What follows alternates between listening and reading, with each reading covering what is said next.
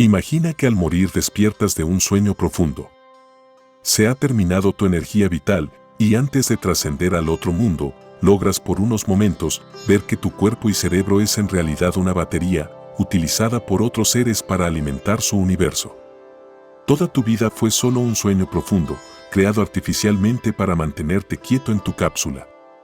Tu mamá y tu papá, tus hermanos y amigos, la escuela a la que fuiste, tu pareja y tus hijos, nunca existieron, todo era fantasía.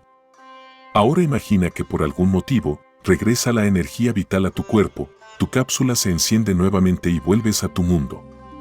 Al entrar nuevamente a tu vida, intentas explicarle a todos lo que viste allá afuera. Les hablas con detalles pero nadie te cree. Te tildan de loco pues para ellos lo que dices no es posible, es tu realidad, pero no la de ellos. No importa si esta situación es real o no, a fin de cuentas eres el único que cree en ella. Podemos describir la situación anterior como un delirio. El delirio se caracteriza por una creencia falsa, firmemente asentada en la persona, que no cede a pesar de que toda evidencia vaya en contra de ella. Un ejemplo de delirio puede incluir pensar que te están persiguiendo, a pesar de que nunca hay evidencia al respecto. O que una persona famosa te ama en secreto, sin que siquiera te conozca. Pero puede llegar a representar algo menos probable, como pensar que te han sacado todos los órganos sin dejar cicatriz, o que Dios te ha elegido como el nuevo Mesías. La esquizofrenia es una enfermedad mental caracterizada por la presencia de delirios. Si has consumido alguna droga, es probable que hayas percibido cómo se siente un delirio.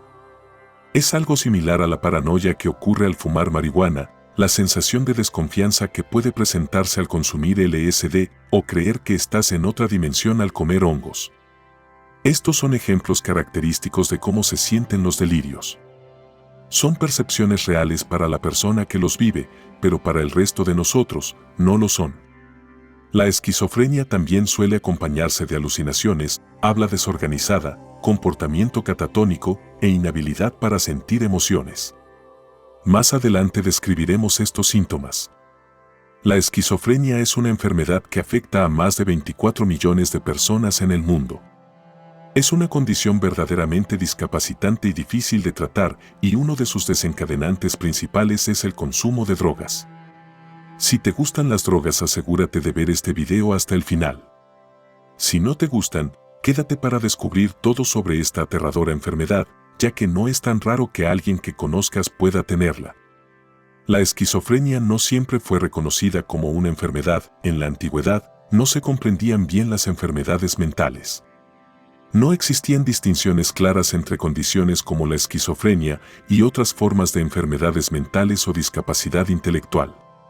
Muchas personas creían que las enfermedades mentales tenían orígenes sobrenaturales, como ser causadas por espíritus malignos, posesión demoníaca, castigo por pecado u otros fenómenos. Junto con el exorcismo, la trepanación era un tratamiento antiguo para estas condiciones. La trepanación es un procedimiento quirúrgico antiguo que consiste en perforar agujeros en el cráneo del paciente. El propósito de este procedimiento no está claro, pero posiblemente se hacía para intentar liberar a los espíritus malignos que supuestamente poseían a estas personas en su cabeza. Aunque el uso de la trepanación finalmente cesó en las sociedades desarrolladas, la idea de que la esquizofrenia era principalmente un problema espiritual continuó siendo dominante durante muchos siglos. Al Dr. Emil Kraepelin se le atribuye haber proporcionado el primer relato oficial de la esquizofrenia como una enfermedad mental en 1887. Se refirió a los síntomas que ahora se asocian con la esquizofrenia como demencia precoz. Su intención al usar este término era diferenciar este síndrome de otras formas de demencia, como la enfermedad de Alzheimer, que típicamente ocurren más adelante en la vida. Kraepelin acertó al identificar la demencia precoz como una enfermedad cerebral, pero se equivocó al clasificarla como un tipo de demencia. Ahora se entiende que la esquizofrenia y la demencia son dos trastornos separados y distintos. Si no has visto nuestro video sobre la demencia, asegúrate de verlo. En 1911, el psiquiatra suizo Eugen Blödel acuñó el término esquizofrenia, que se deriva de las palabras griegas schizo, dividir, y prene, mente. Bleuler eligió este término para resaltar el pensamiento desordenado y la fragmentación mental que son típicos de las personas que padecen esta afección. Sin embargo, su uso del término no sugirió la presencia de una división literal o personalidades múltiples.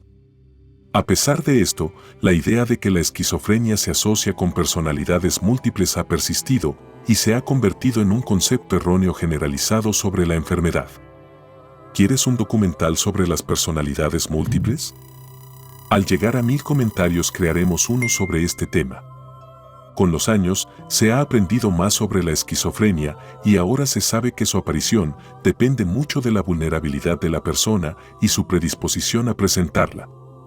Pon mucha atención, pues estás en riesgo de desarrollar esquizofrenia si presentas alguno de los siguientes.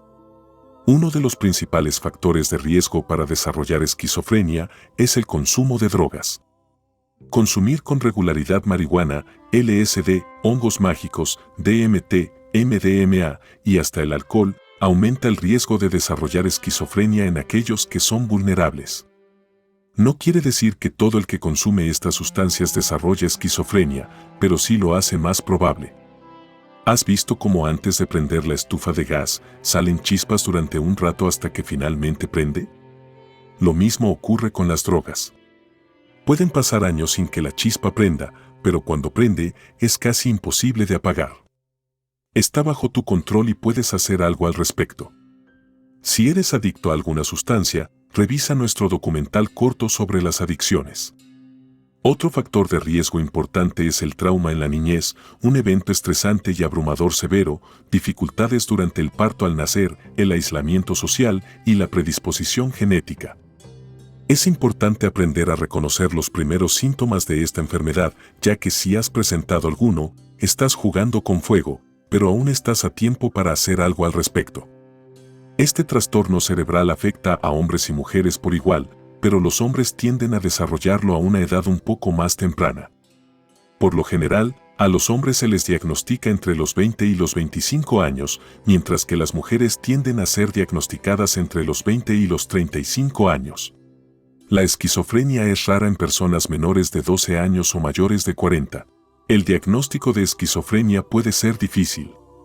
En primer lugar, es posible que las personas con el trastorno no sepan que están enfermas, por lo tanto, es poco probable que busquen asistencia médica. En segundo lugar, la fase que precede al inicio de la esquizofrenia puede parecerse a los cambios normales de la vida, lo que hace difícil detectarla. Por ejemplo, un adolescente que se encuentra en las primeras etapas del desarrollo de la esquizofrenia puede experimentar cambios como retirarse de su grupo social habitual y hacerse amigo de nuevas personas. También pueden encontrar dificultades para dormir o empezar a tener un bajo rendimiento en la escuela de repente. Como mencionamos anteriormente, uno de los primeros síntomas en aparecer es el delirio. Un ejemplo común de delirio puede ser que los medios de comunicación como la televisión o los videos en redes sociales están dirigidos a ti y te están enviando mensajes secretos. Otro ejemplo puede ser que la radio o tus artistas favoritos están hablando sobre las ideas que hay en tu mente. Otro síntoma común es presentar alucinaciones. Escuchar sonidos que no están allí, pueden ser sonidos de objetos como un cascabel o una puerta cerrándose, o también pueden ser voces. Pueden incluso llegar a darte órdenes específicas estas voces o hacerte pensar mal de otra persona. Las alucinaciones visuales pueden incluir auras de colores, patrones geométricos sobre los objetos o incluso percibir seres u objetos que no se encuentran allí realmente. Diferenciar la realidad de la fantasía se convierte en un verdadero reto. Es posible que muevas súbitamente tu cuerpo como si estuvieras molesto. O que tus movimientos se comporten de forma extraña, a esto se le llama catatonía. Por último, puedes adquirir un tono de voz monótono, tener problemas para continuar una oración, perder interés en tu vida diaria y resultarte difícil mantener una relación. Puede además parecer que estás deprimido. Si presentas cualquiera de estos síntomas, debes consultar con un psiquiatra, quien te evaluará a mayor profundidad y definirá si tienes esquizofrenia o no. El tratamiento para esta enfermedad se basa principalmente en medicamentos antipsicóticos orientados a disminuir la progresión de tu enfermedad y reducir los síntomas. Sin embargo, varios estudios han demostrado mejoría en pacientes que hacen ejercicio con regularidad, meditan o hacen yoga y mantienen una dieta balanceada y saludable. Deja cualquier consumo de sustancias de abuso, incluso el alcohol puede desencadenar un primer episodio psicótico. Pero, ¿qué ocurre en el cerebro para que aparezca la esquizofrenia? La fisiología de la esquizofrenia implica cambios en el funcionamiento del cerebro y en los niveles de neurotransmisores. La dopamina en particular se ha relacionado con la esquizofrenia, ya que niveles elevados de esta sustancia pueden provocar síntomas psicóticos. En personas con esquizofrenia, se cree que hay una sobreestimulación de los receptores de dopamina en ciertas áreas del cerebro, lo que puede contribuir a los síntomas de la enfermedad, como alucinaciones y delirios. Por otro lado, otros síntomas de la esquizofrenia, como la falta de motivación y la reducción del habla, pueden estar relacionados con niveles bajos de dopamina en otras áreas del cerebro. Además de la dopamina, se sabe que otros neurotransmisores, como la serotonina y el glutamato, también pueden estar involucrados en la fisiología de la esquizofrenia. La esquizofrenia es una de las muchas enfermedades mentales que pueden deteriorar de forma significativa la calidad de vida de una persona. Sin embargo, son estas personas las que más necesitan de nuestra comprensión. Si algún familiar o amigo tuyo presenta esquizofrenia, debes hacer un esfuerzo por entenderle. Su mundo es diferente al tuyo, percibe las cosas distinto. La idea no es hacerle creer que tiene razón y seguirle el juego, se trata de simplemente comprenderlo, no juzgarlo e intentar orientarlo hacia buenas decisiones. No debe ser fácil ser un extraterrestre en un mundo de humanos. Ponte en sus zapatos. Recuerda dar un like, suscribirte y compartir este video si aprendiste algo nuevo. Si quieres apoyarnos, puedes donar utilizando el botón de agradecimiento o patrocinando nuestro canal con una donación automática mensual. Aunque el agradecimiento te lo damos a ti por haber visto nuestro documental hasta el final. En Tubi Digital contamos con una gran biblioteca de documentales como este, a continuación verás 2 que son de tu interés. Nos vemos en el próximo, un abrazo.